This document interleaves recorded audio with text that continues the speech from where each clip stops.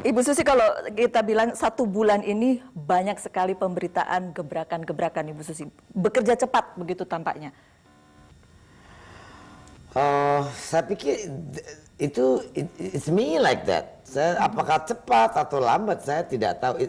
Saya seperti itu, terbiasa seperti itu selama 33 tahun bekerja. Atau dulu sekolah juga ya sama aja. Ya begini saya.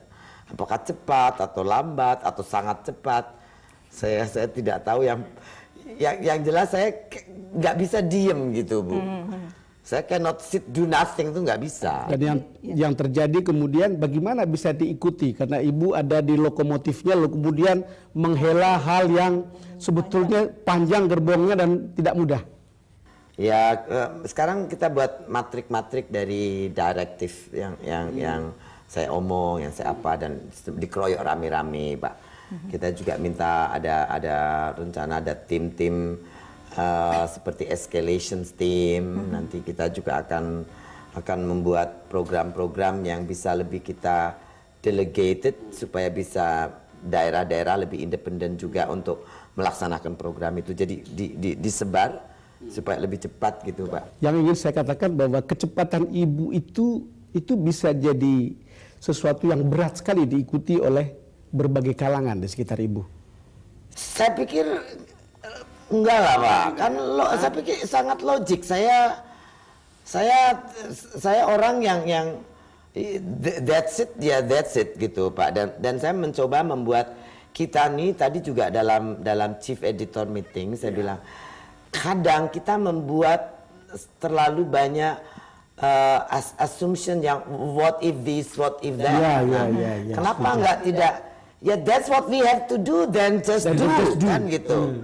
Jadi kalau saya pikir kita udah berubah seperti itu, akan lebih mudah dan lebih cepat semuanya. Dan saya bilang sebetulnya itu media yang mesti campaign dan educate people to do seperti itu. Jadi kalau it has to, ya it has to gitu. Jangan what if, how if. Kita nggak bisa forward kan. Jadi apalagi to be upward, to be advanced ya. Kalau kita mesti pikir nggak sampai gitu. Tapi sejauh ini Ibu Susi puas dengan tim kerja yang sekarang? Kita kan baru nyentuh policy ya, belum executionsnya. Tapi at least policy ini kan dasar kita. Itu yang sangat penting saya pikir. Karena banyak di kita tuh birokrasi biasanya tidak bergerak atau change kalau regulationsnya belum bergerak ya. Jadi saya melihat itu satu-satunya saya buat mesti bikin policy dulu. Nah, policy ini moratorium transshipment sudah ini, dan itu sudah ada ininya. Kemudian membuka data pengusaha juga sangat senang sekarang. Seperti transshipment itu pemilik kapal senang karena tidak ada lagi ABK jualan sesuatu di tengah laut. Ya. Dan saya pikir juga kecukupan BBM kita juga terbantu karena tidak ada lagi kencing-kencing BBM di tengah laut kan. Jadi saya pikir it's solving a lot of other matter, Pak. Tetapi bagaimana kalau policy itu sifatnya kan antar bidang ya? Kan itu kan harus ada sinergi, dan itu kan tidak gampang selama ini terjadi. Itu tidak mudah. Ibu tidak ada berhubungan dengan Ibu sendiri, tapi Angkatan Laut, Kepolisian, departemen lain begitu. Angkatan Laut dan Kepolisian kan membantu kita untuk kalau ada pelanggaran, Pak. Mereka enforce kalau ada pelanggaran dan juga membantu patrolinya. Tapi kalau polisi kan kita bisa lakukan sendiri, Pak. Kita buat, memang ini bidang kita, ini accountability kita kan, ini account kita. Betul. Makanya accountability kita yang dihargai di sini kita buat, dan Menkumham menyetujui. Itu juga salah satu yang saya anggap juga satu surprise yang kita boleh acungkan jempol dong untuk kabinet kerja ini. Karena saya mengajukan surat untuk mengundangkan permen dalam 2 hari taken. Itu saya pikir mungkin dalam histori fastest peraturan menteri terundangkan. Karena dulu bagaimana kalau saya mesti kaji lagi. Kalau udah nggak percaya dengan accountability, profesionalisme dari seorang pemimpin departemen, kementeriannya satu aja kan Pak, tapi kan ini tidak, kabinet sekarang tidak begitu. Itulah yang kemudian membuat Ibu Susi tampak berbeda dari yang lain. Lalu kemudian dibilang, ada yang mengatakan kalau mau lihat jendela kabinet ini, lihatlah cara Ibu Susi bekerja. Enggak juga lah Pak. Saya pikir tipikal menteri-menteri sekarang sangat berbeda dengan kebanyakan dulu. Most of them itu very open sebetulnya, very relaxed to work together, dan semua very driven, very eager gitu. Beda dengan tipikal birokrat normatif Pak. Beda kok saya lihat Pak Yonan, Bu Rini dan semua ini kelihatan kita enak juga suasana rapat kabinet juga is interesting. Saya tadinya pikir saya nggak tahu mungkin betah nggak sebulan atau berapa bulan saya bisa sempat meragukan untuk posisi ini. Padahal ini tempat yang tempat yang sudah Ibu kenal sebenarnya. Saya tidak bisa adjusting, tapi ternyata it's not very bad dan semua very eager kok Bu untuk work together. Karena saya membayangkan tadinya ini kan tempat yang Bu Susi kenal sebelumnya gitu, dunia yang tidak gitu. Nggak, maksudnya dunia birokrat. Oh, dunia birokrat. Interaksi dengan menteri-menteri lain, tapi saya lihat pribadi-pribadi menteri-menteri kabinet ini sangat baik dan Pak Jokowi memberikan freedom penuh kepada menteri untuk mengeksekusi visi dan misi beliau. Itu poin saya mau tanya.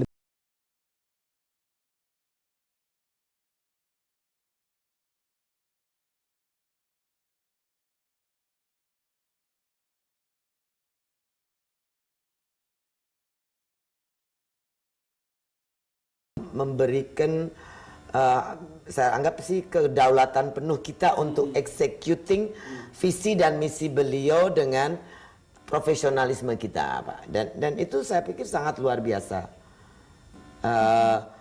Pemimpin yang bisa melepaskan istilahnya anak buahnya ya untuk melakukan inovasi dan eksekusi seperti yang mereka accountability dan profesionalisme mereka itu adalah saya pikir pemimpin yang penuh kepercayaan diri Pak. Karena beliau betul membiarkan giving us enough freedom untuk execute the way. Ada bottom line yang tidak boleh do and don't ya? Dalam kabinet ini hanya ada visi dan misi presiden. Kita eksekusi dan semua ditujukan untuk kemakmuran rakyat dan kedaulatan Indonesia. Itu aja Pak. Enggak. Ada satu hal, kemakmuran rakyat. Saya membayangkan zaman dulu kita kalau bicara soal kelautan, nelayan, kita bicara tentang orang masyarakat di garis yang di bawah garis kemiskinan. Memang masih seperti itu saat sekarang kebanyakan mereka juga, apalagi jelas dengan maraknya 10 tahun terakhir semua kapal asing yang tidak bisa nangkep di mana-mana lagi bisa berpesta pora pesta ikan di sini ya. Dan itu juga kita melihat bagaimana ratusan industri cold storage juga pada bangkrut kan. Nah inilah yang juga menjadi keprihatinan saya sebetulnya. Itu juga one of the reason saya taking this offer job kan gitu Bu. Jadi keprihatinan tadi ya siapa tahu dengan pengalaman saya sekian tahun bisa giving some ideas lah, fresh idea. Ada satu statement Ibu di media yang kemudian saya agak wow, ini kebodohan Indonesia dalam mengelola kekayaan laut. Was it? Ada hal-hal sudah saya baca di dalamnya. Oh, isinya tentang bagaimana kita tidak mengelola kekayaan laut kita dengan baik gitu, dengan lebih hati-hati. Gitu, ya, saya pikir karena tadi kita memunggungin aja, gitu Bu. Jadi kita ini tidak mau melihat. Jadi akhirnya kita ini seperti orang bodoh membiarkan kapal-kapal asing itu ngeruk wilayah laut kita seenaknya sendiri. Mengaku negara maritim tetapi kita lebih banyak hidup di darat. Ya. Lebih banyak melihat ke darat pula. Ya, membungkui laut kan tidak pernah lihat laut. Saya cuma membayangkan bahwa pada satu saat Ibu itu menjadi ikon yang belum pernah ada sebelumnya. Lalu publik atau nelayan melihat ibu itu sebagai mother of para nelayan ini begitu. Terasa nggak bahwa ibu itu akan punya pengaruh seperti itu? Satu bulan ini saya sedikit confused Pak. Confused kenapa? Beberapa hari belakangan saya juga mulai takut untuk keluar karena terlalu banyak masyarakat yang bagaimana ya, saya anggap sedikit berlebihan. Oh iya, itu yang terjadi Ibu. Dulu waktu Ibu pertama kali dilantik, banyak orang underestimate. Kan tahu pendidikannya lalu kemudian, tapi sekarang justru berbalik menjadi ekspektasinya sangat tinggi untuk orang seperti Ibu Susi. Saya berharap itu tidak menjadi satu beban yang mempengaruhi kinerja saya. Tapi kalau dipikir memang kadang-kadang sedikit banyak saya worry dan fear bahwa saya tidak bisa fulfilling ekspektasi daripada masyarakat.